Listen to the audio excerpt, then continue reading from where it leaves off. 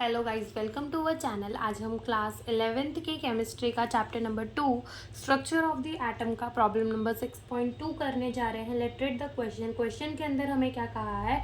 Calculate energy of 1 mole of photon of radiation whose frequency is 5 × 10⁻14 hertz. यानी कि हमें question के अंदर क्या बोला है? हमें क्वेश्चन के अंदर एक फ्रीक्वेंसी दे दी गई है। कितनी फ्रीक्वेंसी दी है फोटोन की?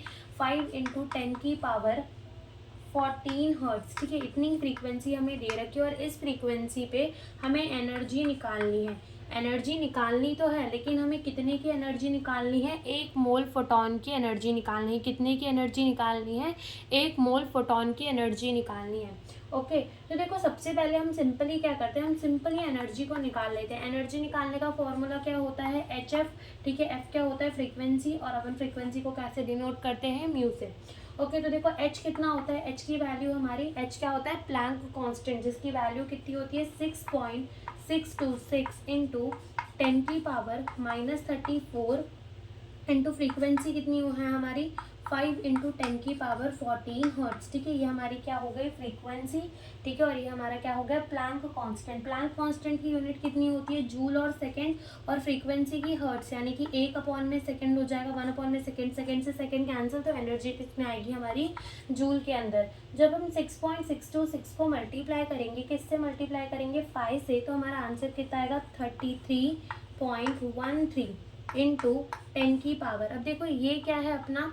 जब बेसिस सेम होते हैं तो पावर क्या हो जाते हैं? ऐड हो जाते हैं। लेकिन यहाँ पे ये -34 है और ये कितना है? 14।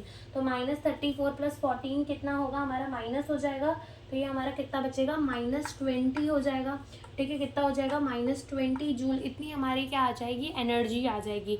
नाउ ये एनर्जी तो आ गई, लेकिन हमें एनर्जी किसकी निकालनी है? 1 मोल फोटोन की। ठीक है, तो इस एनर्जी को 33.13 इंटू 10⁻−20 जूल को मल्टीप्लाई कर दो 1 मोल से, दैट इज 6.022 इंटू 10⁻, कितना हो जाएगा? 23 मोल इनवर्स। कितना हो जाएगा? 23 मोल इनवर्स। तो जब हम 33.13 को मल्टीप्लाई करेंगे विद 6.02 के साथ,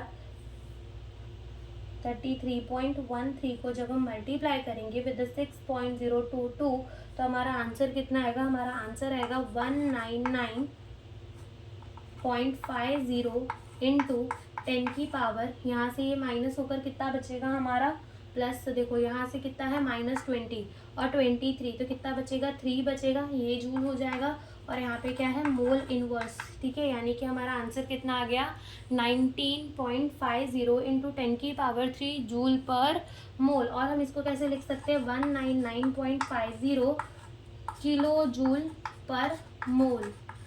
ठीक है, तो ये हमारे कितनी आ गई? एनर्जी आ गई 1 मोल ऑफ दी फोटोन की, जिसकी रेडिएशन में फ्रीक्वेंसी कितनी थी? 5 × 10⁻14 हर्ट्ज। तो हमने क्या किया? हमें 1 मोल की फ्रीक्वेंसी की एनर्जी निकालनी थी। हमने पहले सिंपल एनर्जी निकाल दी H न्यू का फॉर्मूला लगाकर, और उसके बाद हमने 1 मोल से मल्टीप्लाई कर दिया, तो वो 1 मोल फोटोन की हमारे एनर्जी आ गई। ओके, तो यही हमसे इस क्वेश्चन के अंदर पूछा था। Thank you for watching the video.